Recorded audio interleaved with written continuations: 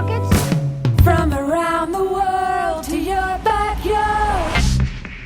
Zuzu Radio. Welcome to Zuzu Radio. I'm your host, Brandon. I'm here with John Toohill. John. Thank you for being here. Good to be here again. And welcome home, buddy. I mean, we're here to reflect on your Euro tour. And before we get real deep in the weeds, is there a way to sort of just sum it up in a word, a phrase, or you're sitting here looking back on it now? How's it feel? Yes. Lucas, who played bass on this tour, said something at one point that we made a joke of and made him kept saying it, like that scene in The Simpsons where like, say the line, say the line. We kept making him say that nothing but beauty, wonder, and amazement as far as the eye can see. Because he said it in like a whimsical moment while looking out the window in the van. And then we kept being like, say it again.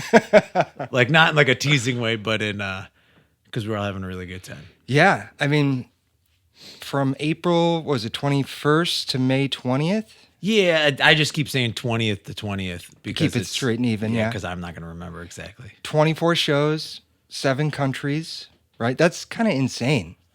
Yeah, it was good.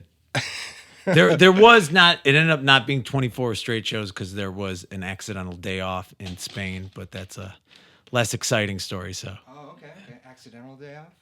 Yeah, just like the guy who was setting up the Spain show screwed something up and then a show didn't happen. Oh, okay. But then we had an amazing, I just got us an Airbnb in the middle of weird rural Spain and had a lovely time. That's cool. In the A day off to sleepiest town explore. I've ever seen. Well, before you got on the plane and left, you had to book this whole thing and somehow make it a reality. And I guess I'm really curious about how things got put into motion. Like, do you remember the day you decided you were going to do this? Like, officially, I'm doing this. So I'm going to ballpark it because I don't remember exactly. But like almost 2 years ago, it would have been, if last year was 25, November, maybe 2.5 years ago, our guitar player Spec, who lives in Cleveland, but was playing various horns for saxophone in particular for this band Data Unknown from Indianapolis, who went on tour in Europe, booked by this company, Wild Wax Booking. They did that tour. He was in the band for that tour. And when he was there, he met Jens, who runs Wild Wax Booking, and sort of in conversation was like, hey, this tour was extremely fun for Data Unknown. Would you be interested in booking one of my other bands, in particular Science Man? And Jens said, sure, contact me and we'll figure it out. So Spec came back from that tour. It would have been whatever, December, year and a half ago. I'm bad at time. And mentioned it to me. So at the very beginning of 2025, like January 2025, I sent Jens an email and said, hey, Spec from this, meeting them for booking their other band. Were you interested in booking a tour for Science Man? And like, what does that look like? Do you want to talk about it? And he has a very fun way of speaking. He knew who Science Man was. It was just like, yes, this is all via email. Let's do it. Okay. Yes. Viva. And for like a very like statuesque, stern German man when you meet him in person, via email, he's like the king of bubble relations. He's like, yes, let's do it. Okay. Love you best, viva. Gotta have that email tone because yeah. gets lost. But you meet him in person, he's just like, But because of that, we started coming up with a plan, and it basically was like, when do you want to come? I'm booking, 6 to 8 months out. Like you could come in August if you can squeeze it in this date, or I'm looking at November, December, January. And basically, we couldn't do August because of other members' commitments. And I was like, let's just like, if I'm going to do this and I'm going to spend the money and it's going to be all this, intense planning and stuff that like someone else is booking that I have to pay them to book. If we're going to go that route, I want it to be as much fun as possible. So I was like, let's go at the end of April, beginning of May, because, I went and like looked at what weather in those areas was like. And I was like, it seems like that's the best bet. You hopefully squeeze in right at the end of their sort of wet, rainy spring weather and get right as the weather starts to get like early, like late spring, nice pre-summer weather. And I was like, it looks like that's the best time to go. He had the opening. So I was like, let's, book it for there. And he was like, how long do you want to go for? And I mentioned it to Spec, and Spec's like, listen, if we're flying out there and spending all this money, go for as long as he'll book us. So I was like, we want to go for an entire month, which was kind of like, he's like, we could go longer, but like, he's like, don't do more than a month. So Had you been out longer than a month before ever? Or is this the longest you've been? yeah, not as Science Man. Last time I was out for an entire month block was when Radiation Risk did South America in like 2016 or 17 or whatever year that was. We did an entire month in South America, same thing. So it'd been almost 10 years, you know, eight, let's say 8 on the conservative side, since I had done a tour that was an entire month long. Ever since then, I had just been doing, you know, 2.5 weeks, you know, 1 week, 3 weeks, stuff like that. Never an entire full calendar month. It's a huge lift to put your body, mind, soul through. Yeah, to do all that. Yeah. So tell me about this booking. Is this something this guy does for American bands like normally? Is this like he does this all the time, or is this like a one-off? If he really likes the band, he's like, okay, I'll do it. So Wild Wax Booking is this guy Jens's booking company. He's not like in a band, but he's just like been excited about and connected to musicians for a really long time. He came to the U.S. like, I don't know, a long time ago. He used to like early South by Southwest stuff with like a lot of like garage rock stuff. He knows Buffalo from like Baseball Furies and stuff like that era of like early big neck garage rock. Like, you know, he's like really into that stuff. And basically just at some point, I don't remember what he said, but some band was like, we want to tour Europe. And he's like, I think I know enough people. And he sort of did it. And then now, you know, whatever, 15 years later, it's like his booking company, but he works a regular job. He works a job. This is like his side job where he's got all the infrastructure in place from knowing so many people and knowing different bookers in different cities and different, you know, just people here and there all over Europe, that he's now has like a nice network. And now it's like, you know, it's pretty like plug and play for him. He's just like, what's your band? What does it sound like? All right, I've got, you know, this spectrum of places I can put you in. Oh, you're a little more garage rocky, I'll put you a little more in this direction. You know, I'll call these certain people. So for us being like a hardcore punk band, we were like a little out of his normal wheelhouse, but he still got it set up in a lot of great places. So basically, yeah, we reached out to him. You pay him to book it. You know, like you're giving him money. This is the first time I've ever done that, like paid someone else to book a tour. You know, usually it's like myself or another member of the band working in tandem to do it with our own connects that we've made. Did it feel good or weird to let go of the reins like So that? weird. Yeah. So weird. I hated it, kind of. I mean, it was really good. Like, I had a great time. I don't have like a regret about it or nothing. But just you're referring to the build-up beforehand. It was like people emailing me, be like, come play here. And I'm like, okay, let me talk to Jens. And Jens like, send them to me. I take care of it. Like, part of the deal right off the bat is Jens was like, I do it all. Like, we can't get our wires crossed. Yeah, that makes sense. If you want to work with someone, send them my way and I'll let you know if it works out. And he's like in a constant flow. Like, he's got bands all year. He's probably already booked through the rest of this year. He's probably like, I could do a December tour if he wanted to. And then he's already into the next year because he's got bands touring and sort of overlapping tours. Like, we were on tour and like halfway into our tour, our friends from Cleveland, their band Pale, started their tour also in Germany. And like they like trailed us to some degree. Like they played probably like half of the venues we played. Man. But like 2 weeks behind. What a system he's got going. Yeah, he's just kind of like keeps it churning, you know? That's cool. Yeah, so that's sort of how he does it and how we got in the mix with him. Well, I also kind of know, as far as talking the lead up to this whole thing, that from talking off mic, there were a ton of obstacles that appeared along the way, right? Oh, yeah. And so much seemed to go wrong before this all even got started. Can you speak on that? Kind of set the scene for what sort of exploded in the meantime? Sure. I guess a lot of there's so many factors. You agree to do this thing far in advance, and then they give you an estimate on what a van rental is going to cost, what gear rental is going to cost, and things like this. You commit, you buy plane tickets, you do all these things. You get, in my case for Science Man, it is always a group effort to make it work, but in the end, it's my quote band. Whereas in like If someone backs out, I have to replace them with someone else. Everything is my response. If something goes wrong, I have to pay for it. It's even though we operate as a band and no one would give a crap about it unless everyone in the band contributes. It's like I don't exist without them. It is in the end, I'm holding the bag if something goes wrong. Right. So by the time steps get closer and closer, time to rent the van. Van's a little more expensive to rent than you thought it was.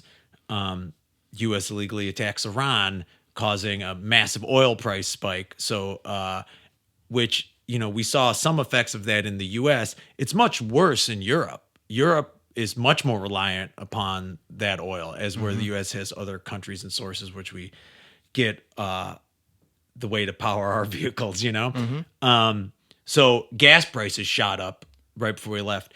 I was in the process of having this tour all set up, and maybe 2 months before the tour was supposed to happen, we no longer had our drummer going, and I had to get someone else. In the process of getting someone else to join, I found Alex, who was amazing. I can't thank him enough for doing this. But Alex is like, I'll go. I'll learn the songs. I will be amazing for you. I'll be a team player all the way. I'm 21 years old. I don't have any money. You have to buy my plane ticket. So I was like, that's okay. I'll buy you a new plane ticket. His new plane ticket was twice the price of the original ones I had purchased. And because the original ones were non-transferable, because everyone had agreed to go before things changed, I couldn't just transfer those old tickets. Like, you can't do that. So I bought 2 sets of tickets that I then had to pay for, the new set of ticket, because he's like, I'll go, I don't have the money. So it's like new expenses stacked up quickly. The things you budget out of, oh yeah, I can afford to do that, are suddenly like, oh fuck. Like there's, I'm fronting an insane amount of money in hopes that this works, as before, where it's a little different, especially like touring, like on the East Coast in the US, you're like, well, if something goes wrong, I got AAA. It's like, it's my van, it's Biff's van, it's Lucas's van. We own the vehicle, we own the gear.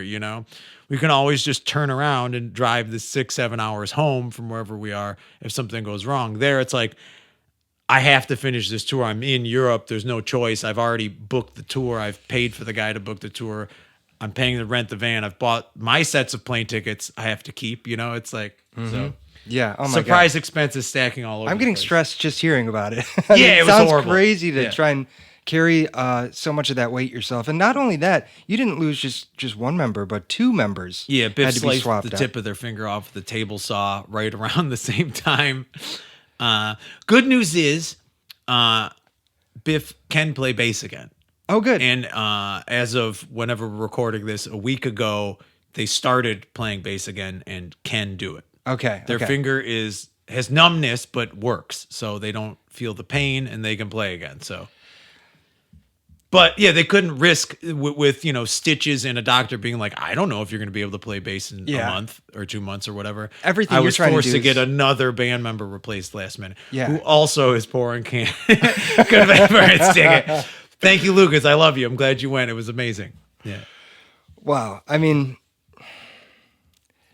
everything has to go right in order for this to work. And immediately you run into 2 of the biggest maybe disruptions you could possibly imagine. 2 people, personnel in your band are now gone and you have to replace them. So you're managing all the logistics and the cost and the stress of not knowing how things will go. I mean, these are 2 people that you had never played with before. Is that right? Well, Alex never had played with in any aspect. Lucas had played guitar in Science Man, and actually one show sang in Science Man.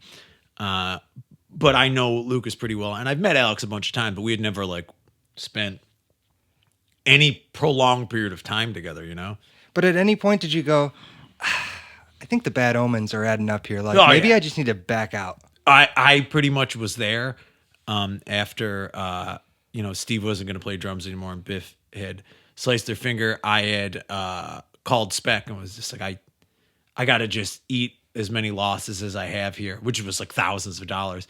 And just we're not going to do this. And Spec was fucking in a moment of weakness, was my rock in the storm, was just like, no. He was like, no. He just tried calling me. He's just like, no, you're going. We're going. it's me and you and a drum machine if nobody else can do it. Like we'll be some dumb fucking pre-programmed track band. I don't care. We'll figure it out. We'll rent different gear. We'll bring a PA system and like we're doing like no matter what. And I was like, okay, fine. Like just pretty much beat me to submission on it. It was just like, all right. Specs Logic was, if we're not going to go now, it's just going to be harder to do it later. You're not going to want to do it later. This is going to scar you to the point of you're not going to do it. This will affect you in the future of your life. You'll be afraid to do any tour. Yeah. You have to do this. And I was like, okay, fine. Yeah. What Just incredible like you'll sage go home, wisdom. you'll go back to work, you'll make the money, you'll figure it out later. Fuck it. You know? Yeah, so many people dream of doing what you did, but they never get there. They usually just quit because they run into so much like this. But it takes a person like this that can kind of ground you in that moment and give you that cold, hard truth of it. Like what he said is so true, but so hard to process or accept in the moment when you're feeling like it's all falling apart, right? Yeah. And it might be easier to retreat and regroup, but Yeah. he was like, you'll do it, but then you won't go as far next time, you know? Wow. Yeah. Credit to him for pulling For that sure. out. Yeah. I cheersed him many times. He had a birthday on the trip as well. Oh, nice. Yeah. That's so cool. I was like, we wouldn't be here if it wasn't for you, buddy. Well, does the lineup change affect the music at all? Like the way I think about Science Man is it's kind of like hired guns playing the parts that you've written, right? Is that how it works? Do the people behind you affect the sound at all, or is it pretty consistent? Well, yes, I do write the songs. Like, you know, I sit down and with a guitar and usually like a programmed drum machine, write what is the structure of all the songs and what's happening on the instruments and like where the vocals were going, all that. And then I bring them to the people with the most recent record and the one coming out still. It's Steve playing drums on them. And Steve worked incredibly hard to make those unique, you know, like with Steve's drumming. Because I leave the drum machine stuff. Obviously, there's got to be some suggestion of like, you know, the tempo and things like that is static. Like you can't really change that. It needs to be right around like this. And you have to play something that's a punk drum beat. Like Steve can't sit down and then just like play a samba over top of him. Like that's just not going to work, you know? Right, It's like, right. so like the suggestion is there, but Steve, you know, worked with me and sat in a practice space for months to finish writing the songs and record all of them. But yes, it's still me. And then like when we recorded the rest of the last two records, like Spec and Carter came and played guitar, you know, Dave and Aaron played guitar on 2 songs each. Biff plays good bass on a few of the songs. I don't remember them off the top of my head. I end up playing guitar on everything to some degree. But yes, it's essentially like I'm still the main song. I write all the songs, you know? Right. So it's actually the only scenario in which you could survive the situation you went through, where everything is sort of preordained and you're not relying on someone like you know every piece intricately, so you can kind of like give the goods to someone who wants to step in. Yeah. Like people add their flair to it, but you know, with respect to that, like I wrote all the parts, so I can be like, here, you can now play this. Yeah. And I think it's well understood. Everyone who joins the band knows that's sort of the deal. You know, I will bend over backwards to make it as fun for you as possible and give you room to spin what you want. But like, if you want to leave, you don't get to take anything with you. It's kind of just like, you know, Yeah, sounds fair. and you're, you know, with like Carter, for instance, Carter is one of the longest running members of the band. Sometimes I'm like, we have some shows coming up. Carter lives in LA now. Carter's like, oh, I'm not going to fly back to play 4 days, you know, call me when the big tour comes. It's so I've always referred to it as kind of like a football team's roster. You have your starters. And then when someone has to step out the next, you know, there's other people that are like, hey, I'll come back anytime. Yeah. Like Aaron Beerwolf is always like, knows that they don't really have the availability to do as much as everybody else. And that like Carter and Spec have put the time and effort into like be the starters or whatever, but it's like, hey, whenever you want to call me, if I'm free, I'd love to do it. And like, is like jumps in whenever. And like, you know, it's amazing. Brings that attitude because I think I cultivate something that's really fun to do. It's like you learn the parts, you show up, you play them. I'll do all the bullshit. You know, it's like, I'll book the shows. The merch will all be laid out. You don't have to just show up, roll your cabin and start playing, you know? Yeah. And hopefully you don't have to worry about the rest of it. So that's like, I think part of the appeal. Yeah, It's totally. like the shows will be good. There'll be people there. I think because it's a we thing for sure. We've made people like this and care about it, Yeah, and it's definitely an experience. The Science Man live set is an experience, and to be a part of that seems like it'd be fun just at a core level. Yeah. So I do my best. If we make money, I share it, Yeah, We didn't on this tour. we'll get there. We'll get there. Yeah, yeah. But speaking of rolling your cabin, one of the questions I had was the idea of gear. Like, how did you handle the gear on this tour? Were you just using a backline of stuff that was there at each show? Had you already set that up in advance and figured it out? Part of setting up in advance is you pay Jens to book the tour. Jens sets you up with the options for the backline in which you can rent. So we got Jens to book the tour, and then we had our driver Teo, who shout out to Teo Weiss, my guy, I love him. The crown prince of Mediterranean punk. You should listen to his music when you get a chance. It's amazing. Lovely A+ human being. Drove us on this whole tour.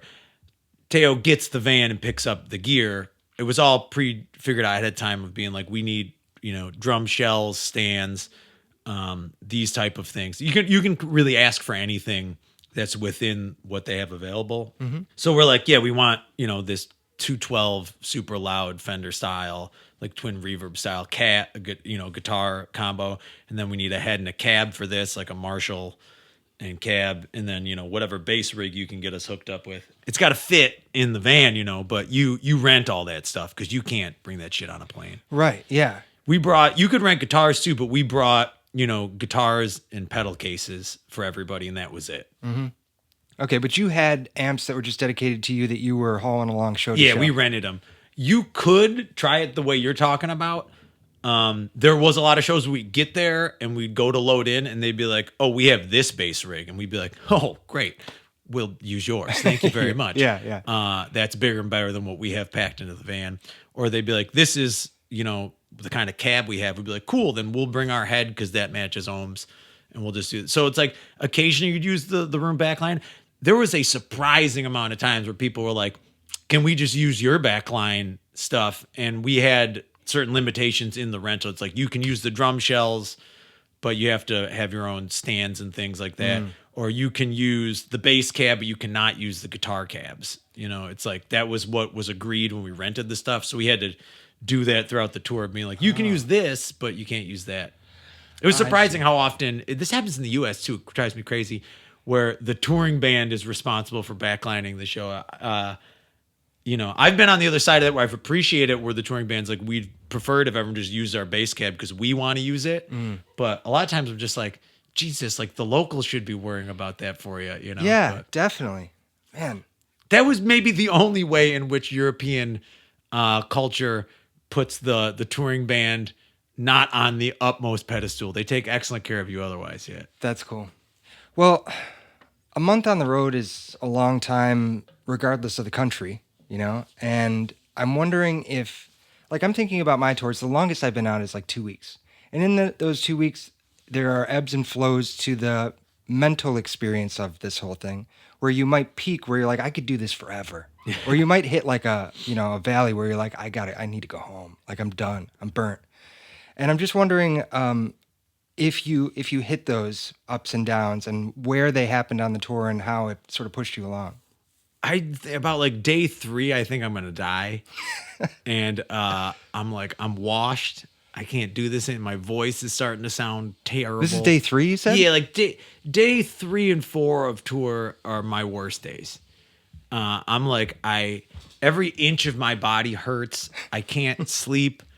I'm not pooping regularly. Yeah. I know this. I'm just like, everything is all fucked up, and I have I'm too old to do this anymore moment. And then like day 5 or 6, you drink a nice cup of coffee, you pet a dog, and you're just kind of like, I don't know, you just remember to drink water and stretch. And then like in Germany, they gave me these throat pills. These girls in Cologne called them frog pills. They're like little tabs, and it comes in a tube, like a little lozenge. Okay. And they melt, and they put like goo in your throat, make your throat all gooey as you suck on them. They call them frog pills. They're called like Jello voice or something like that. You can only get them in Germany. Who knows what's in them? But started taking those. I don't know. And then I like hit my stride, and then I'm like, I could do this till the end of time. Okay. Those frog pills went a long way for you. Yeah. I'm exaggerating because it's funny, but they are amazing. And if you're in Europe, you should absolutely buy those and use those. Have one, 10 minutes before you play, and then don't drink any water. Like drink all your water and then take one of them so it gets you all lubed up. Yeah. And then ride that out. And then after you're done, take another one and have it get in there. It tastes like a medicinal coating. I got to have a thing I do. You know what I'm saying? Well, you had a great bit going on tour where it was like me every night of tour versus me every morning of tour. Oh, yeah. I really enjoyed those pictures. Yeah, those I wake up symbolisms. in the morning and it's all over. But then you like get moving, and then like by the time you're on to playing again, it's just like once I start playing, I feel invincible. It's great. When you got home, did your body give out though a little bit? Like I feel like it sounds like you hit this like sort of cruise speed. When you got home and everything was done, did you feel it like all melt away? I felt I just like it, the reverse jet lag like wrecked me for like 2 days. It was like because we left, like I woke up in Berlin to fly home at like 5 o'clock in the morning, and then you get on a flight 9 o'clock in the morning, and then you're in the air for like whatever that is, 8 hours. I don't know what it is. And then you have a layover in JFK, and then we got delayed, and then we flew to Buffalo. It's like by the time I was back at my home, it's like 10 p.m. in Eastern Standard Time, but like I had been awake for 24 hours already at that point. And it's like, and then it's like, it's only 9 p.m. I have to like unpack my bag. I got to drive spec to the train station. I got to eat something. I got to take a shower. So like the next 2 days, Lindsay told me, she's like, I've never seen you asleep before 10 p.m.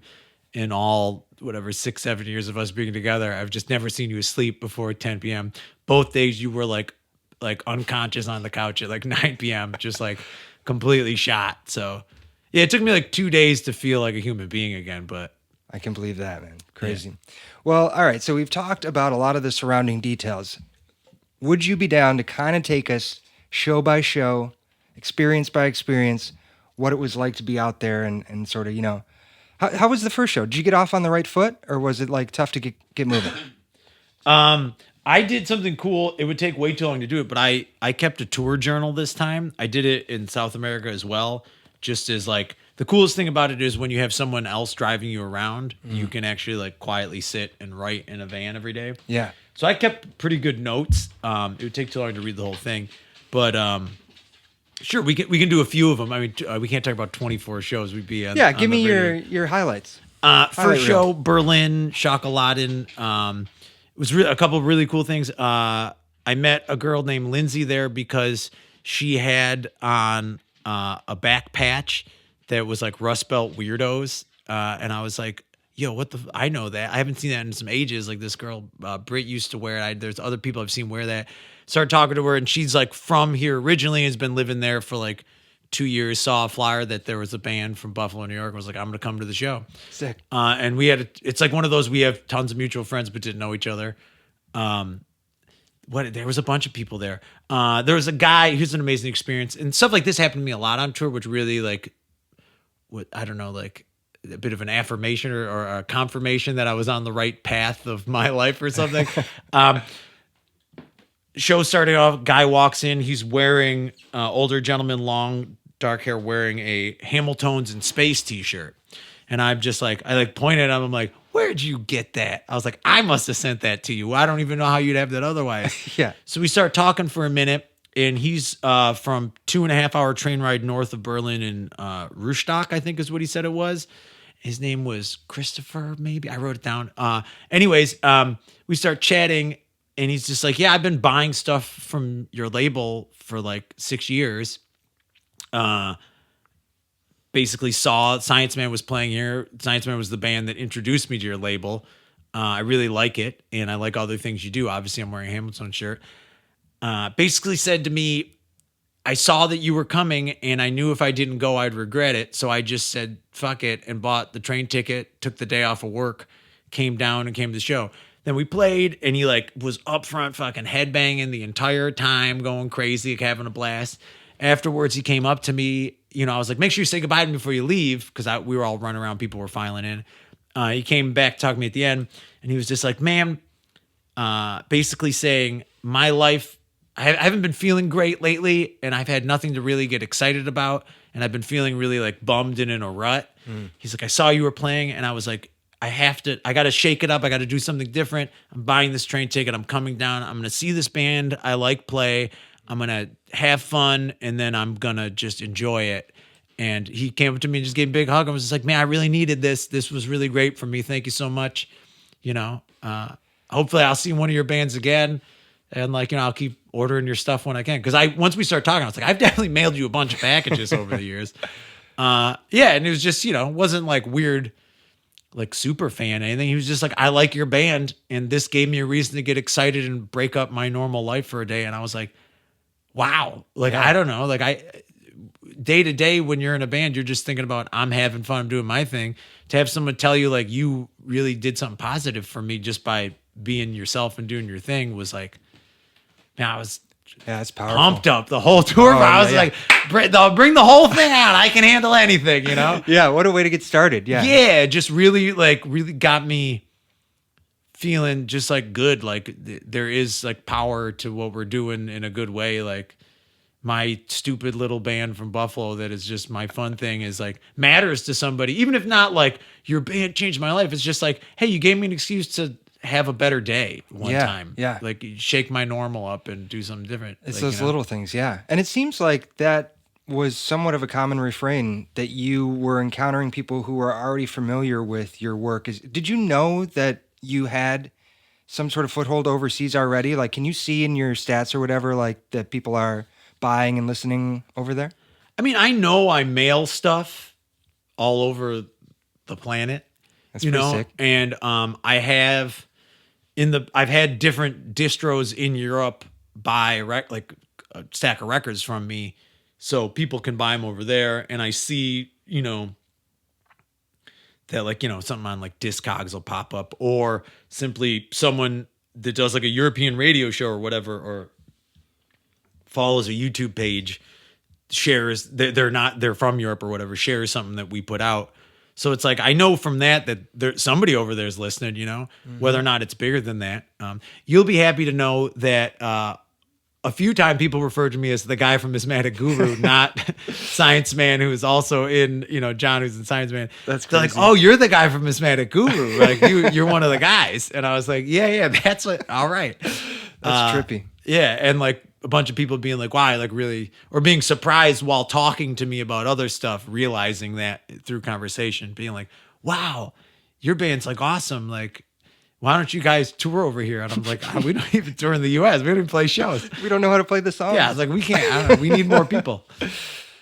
Give me more arms. Yeah, You know, it's seriously. like, I don't know how to do it all. Yeah. So it was truly a thing that did happen there quite a bit, where people were like, but it's punk. I mean, it's such a small community. I'm not like, I don't want to confuse anyone listening. It's not like we're playing shows with like 500 fucking people in it, and there's like this sea of people coming up to me. It's like some of these shows, it's 75 people in a little bar, which is awesome. Like That's pretty solid. Yeah, Yeah. it's like the world of punk is pretty small. You know, like even in like a going to Europe way, like you meet people who know people, you know, like it happens all the time. Yeah. Yeah, like we ended up playing 4 shows with a band from New Orleans, like that band Sick Thoughts. We ended up playing shows with them, and then like we started hanging out with them and realized, oh, you're in this other band too. I've actually played with your bandmates' other band. Oh, that's your girlfriend? She's in that band? That's sick. Yeah, I have their record. Like, you know, you like things just start getting pieced together while you talk to these people, you know? That's really cool. Yeah. Well, okay. So that was first show. Hit me with maybe like, can we go to the dark side? Was there a moment where like a show just completely bottomed out and was, you know, a disaster? I keep saying that even being in a band, being on tour is stressful. You're going to have, you're doing work. You have to get 5 people on the same page all the time. Yeah. To want to agree to do things. You know, people are stressed, tired, not sleeping well, staying up too late, partying, not eating well, eating great, eating too much. Like all these things happen, and you still have to show up on time, set up your stuff, perform, and like work on a schedule. Yep. even the stressful stuff was fun. And like even the few shows that were like not ideal, we made awesome, you know? So there was no like totally bottom out. I'll tell you about a surprise thing that happened that was awesome. Some of the Spain shows, Jens booked the whole tour.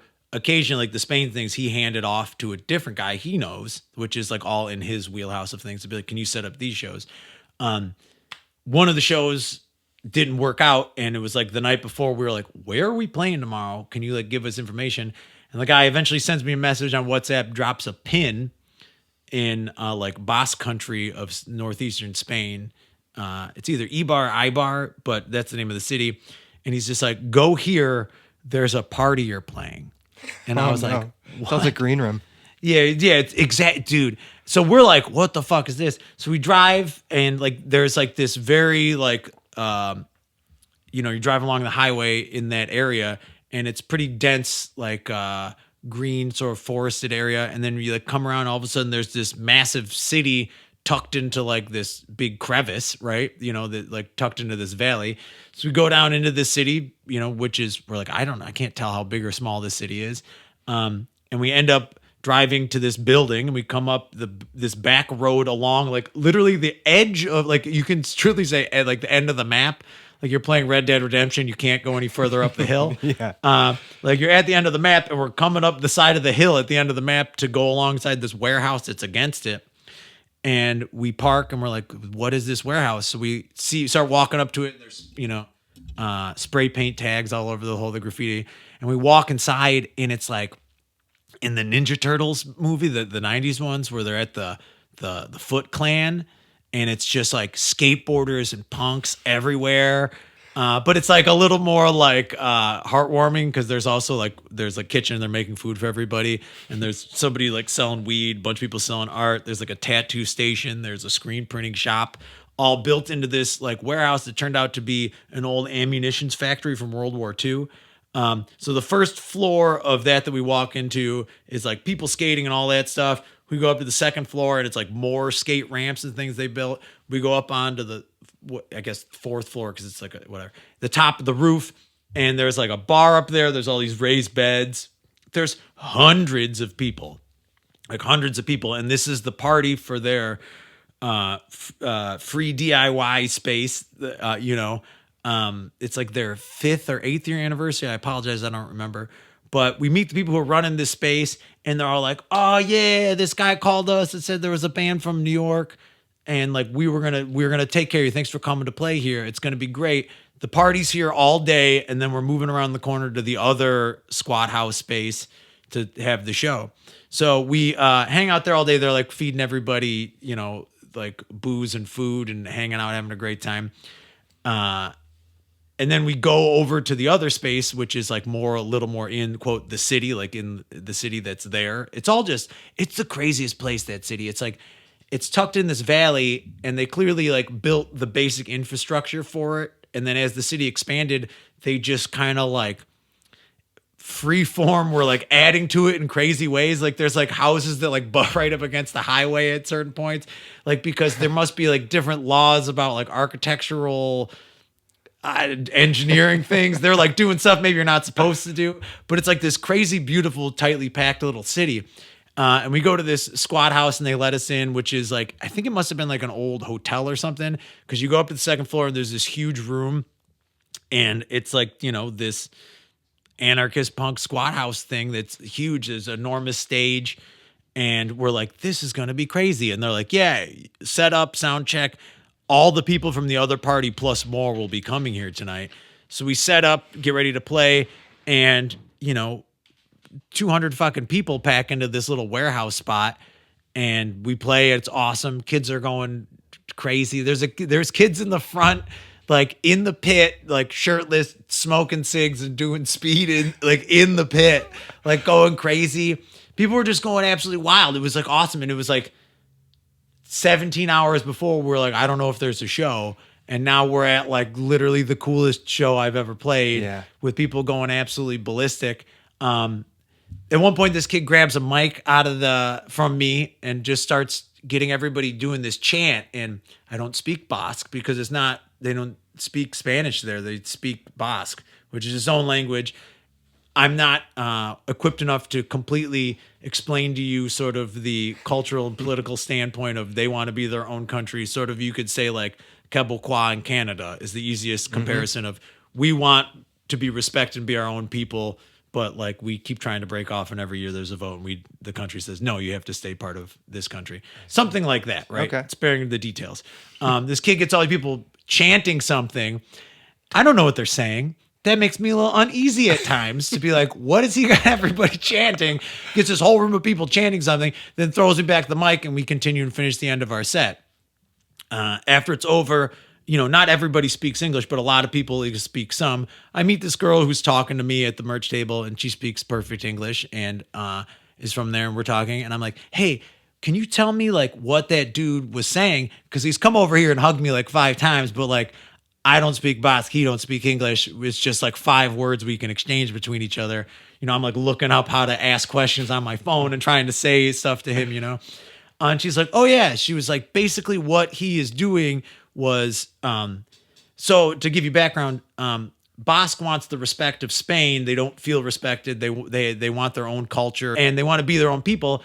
And they feel like they don't get that. Spain's like, fuck, you stay here. We just need you to be part of this country to generate income and all this stuff. So they want respect. You are a band from out of town who came here, played your hearts off, said nice things to them on stage because I said thank you and said things, whatever, on stage. And like tried to speak Basque on stage poorly, but I like had a little cheat sheet of like, I'm going to say thank you and all that.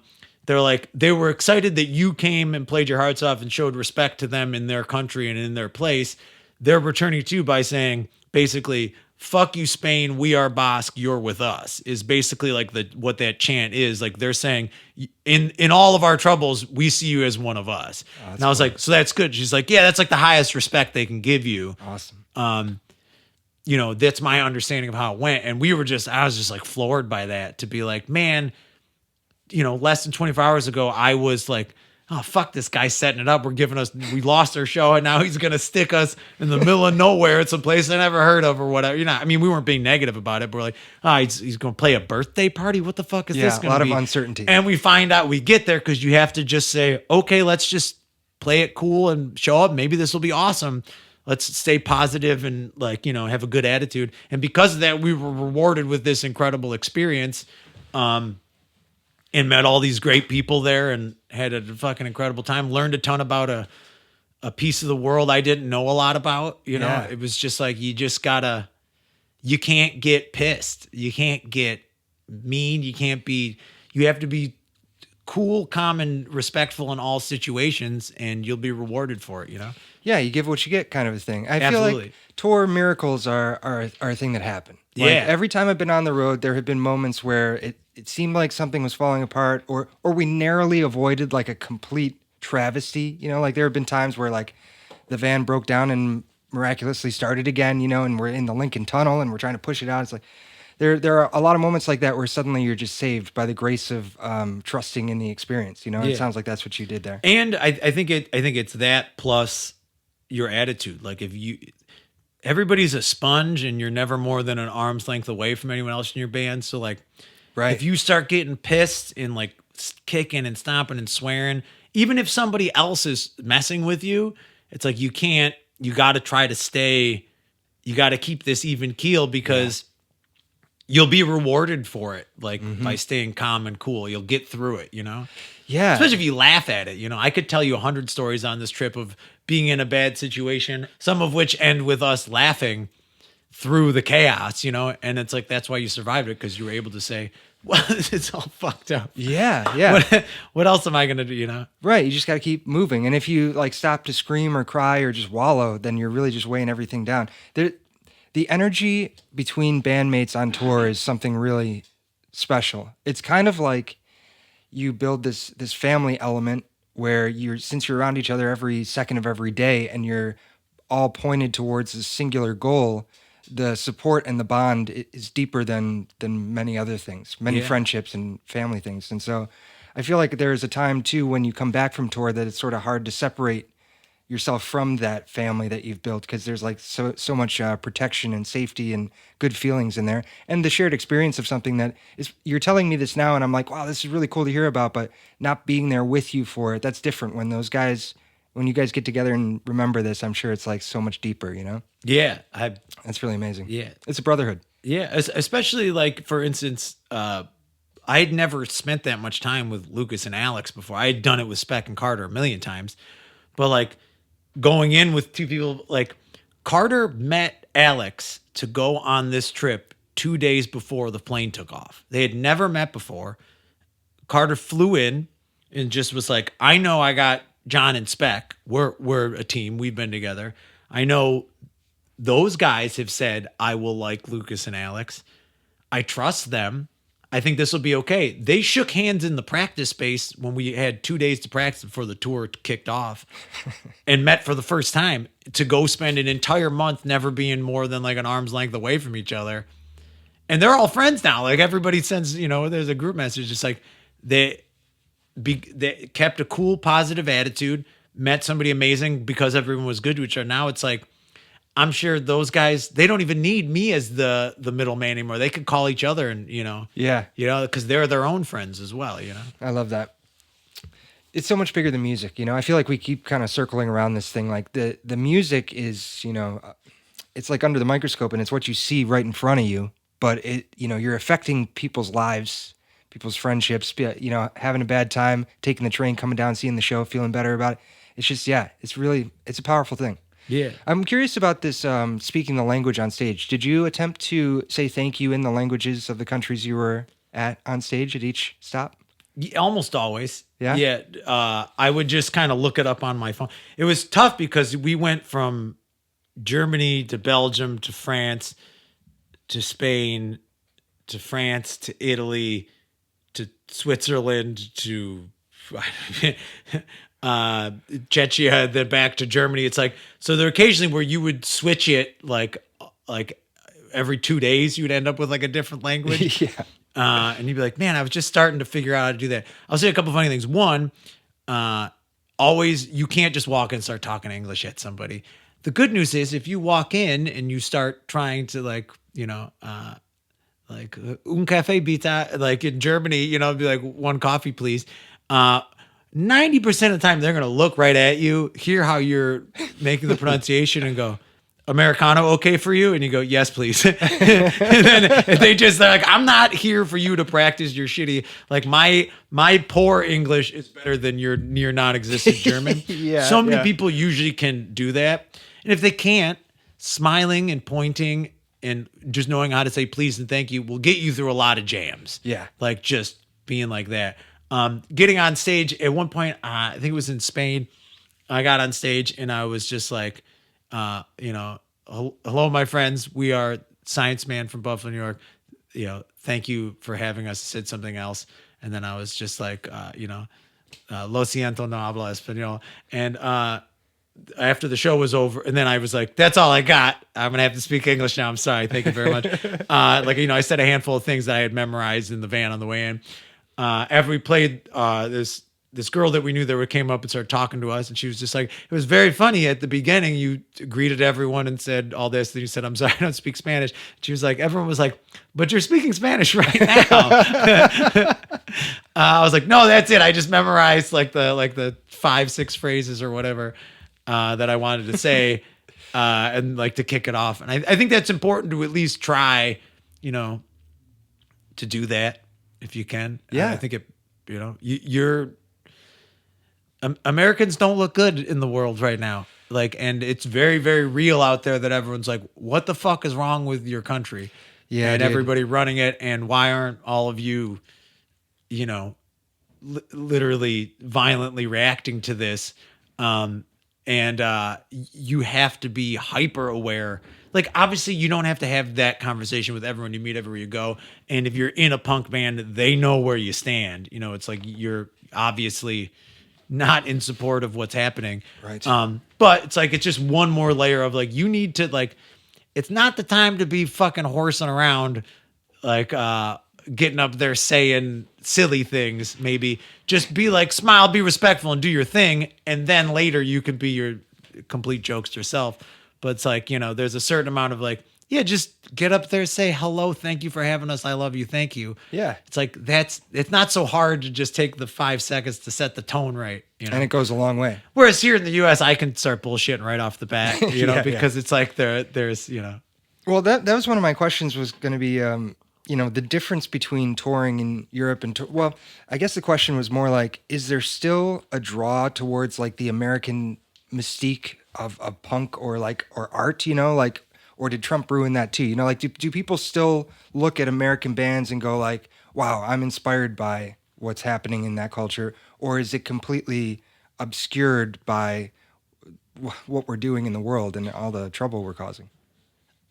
Yes, it's still baked in that you're a band, you're an international band coming all the way here to play music for them, especially as a band who plays, punk hardcore music, anti-establishment music. Yes, which is, obviously there's punk and hardcore all over the world, but like hardcore punk is like a very American thing. It's like the whatever, to the world. It's like that's like where that started, Mm-hmm. So to be a band coming from here to do that, to Europe to play that music for them, there's a certain amount of like, oh, let's go see this is probably the real thing, which you could ask a lot of people in the US and they would say Science Man is not the real thing at all. Fuck that shit that they make, But you know what I'm saying? It's like there's a little bit of that cooked into it of you're playing anti-establishment music from a country that needs that, bubbling inside of it, and you're coming to their country. It's like, well, let's go see this. It's probably legit. You know? So there's like, it made it easier for us, I think, because we play different music, Mm-hmm. I think that happens all over the place. Like if a Australian punk band came to the US right now, everybody's like, we got to hook it up because they're hot right now with like a lot of that sound, Yeah. And it's the same in Europe when the Aussies come there to tour in, like if GT comes to tour Europe or the US, like everybody's like, let's make it hot for them. Let's make it good, because they're like the hype band from that scene. I think there's like that effect happens. It's easier to tour Europe as an American band than it probably is to tour Europe as a European band in some ways. Right. That's like on the smaller scale, because there's like a little cooked in hype for you. Well, so circling back to the front of that question, did you notice a fundamental cultural difference in the touring experience, playing shows over there versus stateside? Like, is there any difference that really stands out to you? So every country obviously has its own differences, and we spanned a ton of area, and it's crazy how much cultural differences there is country to country that are that close. It would be like the equivalent of being like, Wisconsin and New York are like complete, like they speak different languages. They have thousands and thousands of years of differences, and they almost they didn't intertwine until recently. It's like, whereas like reality, you're like, yeah, it's like I'm the exact same as everyone from Madison, Wisconsin. It's like there's like hardly any difference, So with that out of mind and thinking of it in the broader sense of Europe compared to US, big time, they take so much better care of you there. You get to a show and they're like, hello, thank you for coming here. Don't even load in your stuff yet or bring your stuff in and then take a minute. Please relax. Have some beers. Hey, we've got snacks for you, right? And we're just like whatever DIY bands, right? And then they're like, oh, well, sound check, we'll do your thing. You're going to be sleeping most of the time in the apartment that we have on the top floor of this building or in the back of the building. We have a sleep spot for you.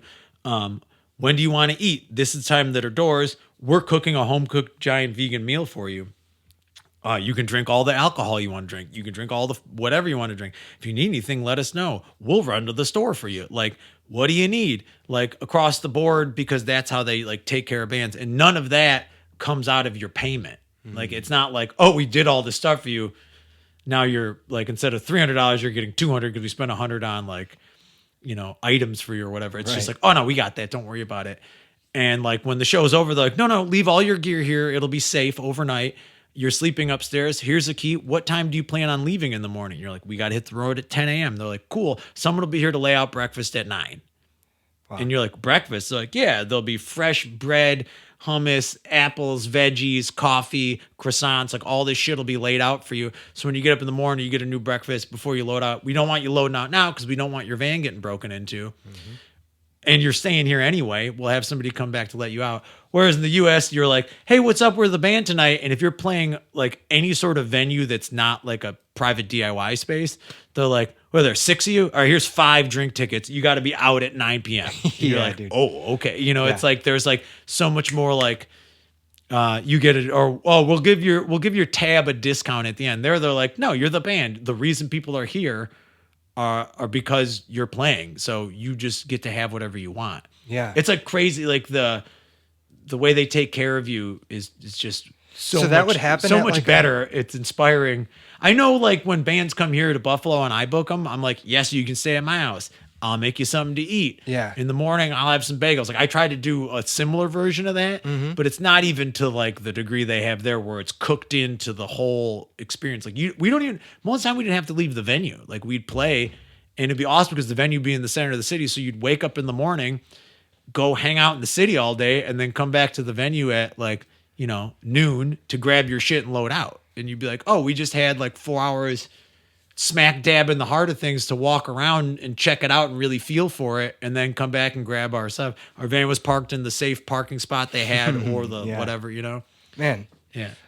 upper level hospitality and just true like empathy and compassion. It just sounds like leading with that. I mean, what's amazing and what I love about DIY venues, what I try to bring to mine is just the idea that when you're comfortable and appreciated, your performance is better too. I mean, everything about the experience is better for everyone there because it just permeates like off of each other, And so, man, they got to figure it out. That's a good way to go about it.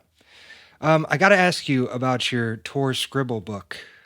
Obviously, I commissioned a little piece because I saw you were doing that work. But just in general, it feels important to me to have a practice when you're on tour, like a ritual that you can lean into and sort of ground yourself in like that consistency when otherwise it's like completely inconsistent lifestyle around you, Is this scribble book thing something you've done on other tours or was this specific to this one? It was new to this. I feel like on most tours, especially if it's Biff and I in a van, it's like we just can't stop talking. It's so this was a little different because it's just like I brought this. I did it in when I did South America, and I was like, man, I should do this again for like a big sort of life event type tour, and just like wanting to do that more. Getting older, and thinking like, man, I should really kept notes for so many years I didn't, So I was like, I'm going to do this. So I just grabbed this book and was like, I'm going to just every morning wake up and recap the night before as best as I can remember it, make little jokes, whatever, things like that. And then it was just like when I'd be writing in the van, at some point I just had this idea where, I would give someone in the band the pen and say, just give me a quick scribble on this page and then give it back to me. And it would just like, kind of like a weird, you're right. It's centering. It's kind of just like makes me slow down for a minute. Cause you have to focus while you're doing it. Makes you be creative for a minute in a way that's different. I also, whenever I do art here, like I take a lot of time to like draw, redraw, erase, all this crap. And this is just like, give me the pen, just start going. And there's like, don't overthink it. Don't worry about the details. Just get some broad shapes in there and then doodle in a little something. So I did a lot of that.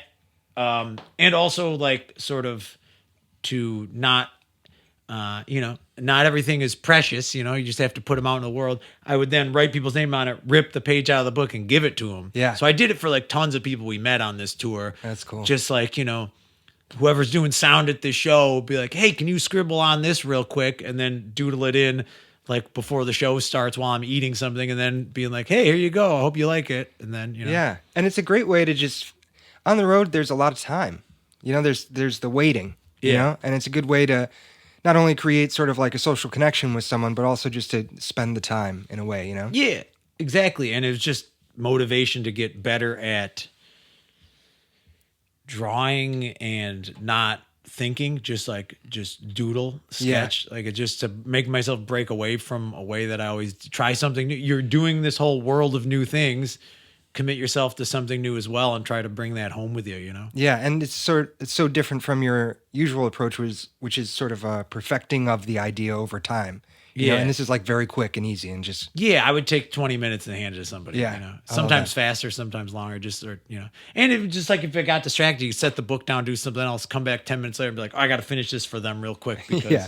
people are filing into the show, and then you're really under the gun to like quick scribble the name on there. You know. Yeah. Yeah. Well, okay, I guess we've come to the big question here, and that is, did the tour come close to breaking even, or is that not even the right metric for this kind of experience? Not the right metric. Yeah. No, but yeah, you can't. Who cares? I mean, people buy super expensive cars and pay $400 or $500 a month on a car payment. I don't want a car. People need, and that's not a judgment either, man. It's like if you're a car person, fuck yeah. Yeah. You know what I'm saying? Like I'm not. This is what I'm excited about. This is your thing. Yeah. I would be willing to be twice as much in the hole and still do it. You know Oh, what yeah. I'm saying? Yep. I mean that. Like, I could do it again and probably make money at this point, knowing what I've learned and how to do things differently and who to bring under what circumstances and all these things. Yep. I could do it again and be even better. It just doesn't matter. Like, unfortunately, yes, like I needed to save a bunch of money and be in a position where I could take these risks and front this money and then be willing to sit without it for months and then get as much as I'm going to get back at the end of the trip. So there is a money factor in it, but like you can't, that's not how you should rate it at all. If you're doing that, then you're fucked. You're already in the wrong business. Like you can't make money off this. Yeah. And that's fine. I don't give a shit about that. Like The money isn't the reward, it's the experience of it. yeah, I got to do like the coolest vacation with like a bunch of people with two guys that I knew I loved and two new guys that I now know I love. And I, it hopefully made a lifelong friend with, Teo in Italy. If he knows he can call me anytime he needs anything. It's my guy. It's like, even though we hired him and paid him for his services, I made a connection with someone. I made friends with them. I made friends with people in different countries. I still get Instagram text messages from some of the people I met at some of these shows because you just like had a good time joking around with them. And then like, they're just like, what's up, buddy? Hope everything's cool. I'm like, yeah, man. I don't know, or like, WhatsApp messages from random people being like, hell yeah, I hope your band's good. I saw this thing pop up and it's just like shit like that. Like, I don't know. You can't replace. You can't, Who cares? You can't Like, put a I don't dollar know. amount on that. I had to come home and go to work anyway. Now I just like gotta not buy bullshit for a few months. You know what I'm saying? It's like I gotta just be like hold it down a little harder for the summer. A small price to pay for what you got to go through. Yeah, absolutely. Yeah, totally. Exactly. Well, you've said that your prevailing feeling was, I can't believe I almost didn't do this, right? And so I'm wondering, what's next? What else are you almost not going to do, but somehow find a way to do? I don't know. I'll just say that when we met and you came to BCAT and you were talking to my students about what it means to be an artist and how to be successful, and you just said something that resonated so much with me, which was like, I'm hitting all my goals. Like, I don't Yeah. need to go viral. I don't need to make millions. I'm doing everything that I wanted to do. And part of that was going on this Euro tour. Yeah. And so now you've crossed this huge goal off your list in a way. Is anything taking its place? Is it like foggy right now? Or is there something coming into view for you there? I don't know. I don't know. There's always like a bunch of things floating around out there. It's just like which one I've decided I want to put my ass into and make it happen. I don't know. I was talking with a friend whose band has toured Japan a bunch of times and being like, oh, maybe we could team up on something for next year. What are you thinking? What's going on in 27 for you? So maybe that's a thing. I'm also like, I don't know. Like right now it's like, what do I want to do? It's like, I want to put out, I have this whole other Science Man record in press that I'm excited to put out. And then it's like doing some other music. I started a new band with Lucas and Alex and Cole and Matt, and we're just gonna have some fun with that, just to be like get to play guitar and have fun and not think too much about it. You and I got stuff coming out. That's you know, right. I don't know. I'm pretty pumped about everything that's happening. You know, people were like, "Oh, does it suck to be back from Europe? Like, oh, back to reality. Like, it must suck." I got to be honest.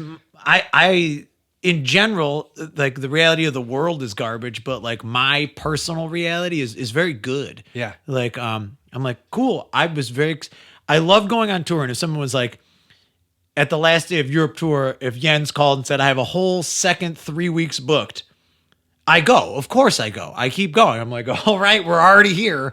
Let's do it. I know that my world is strong and stable enough that nothing will change if I'm out for another 3 weeks. I'll still come home. But I come home and I'm like, yes, I get to spend time with Lindsay because I love her so much and want to spend time with her. I have my other friends and activities here.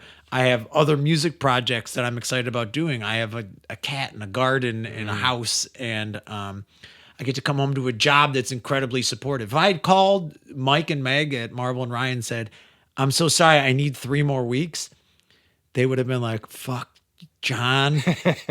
Okay. Yeah. Like they would have supported me. And because they know when I come home, I'm going to be the best fucking employee I can be for them and support them back because I care about those people. You know, it's like I have a good base of friends and activities and things. So like, I don't come home from tour and then say like this, like that high was so good. And now I come back to my shit reality. I come home from the high of tour and I say, I come right back to something else I'm excited about. You know, like I'm in good mental health.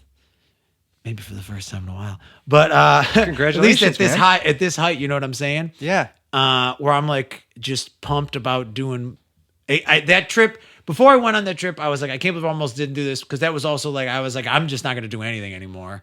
Like I need to just swipe the slate clean, you know, and like come up with a new plan altogether or something, or maybe redirect myself or just stop for a while or something. But I came home and I was like, no, man, this feels great. What was I thinking? You know, it's like, this is where it's at, you know? So I come home to positive situation where I can just get to work on whatever I want to do next. So, Well, it sounds like maybe if someone is looking to do this kind of thing, that the most important thing that you can have in place is your reality, to have a grounded, good situation at home so that you can dream to that next, that big leap. yeah, you can't, I mean, I don't know. You can be all right when you're young and in a mess. Yeah, I think you don't have to have everything perfect, you know?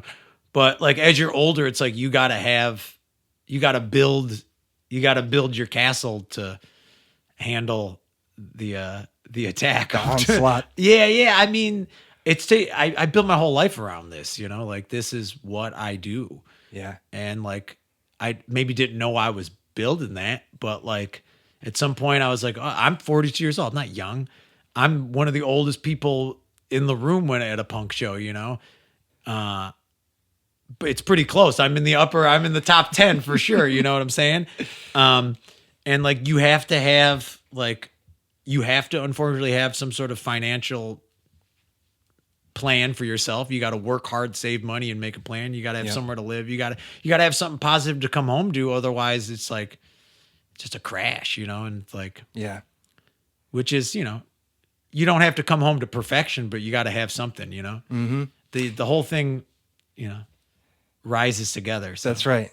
Well, dude, I think it's a good place to leave it. You're an inspiration to us all. I mean, so much of this scene looks up to what you do. I know you're uncomfortable hearing that type of stuff, but just what you were able to accomplish with this whole thing and coming home and sharing your story. I just really appreciate hearing it and the person you are. It's just, it's good to be with you, John.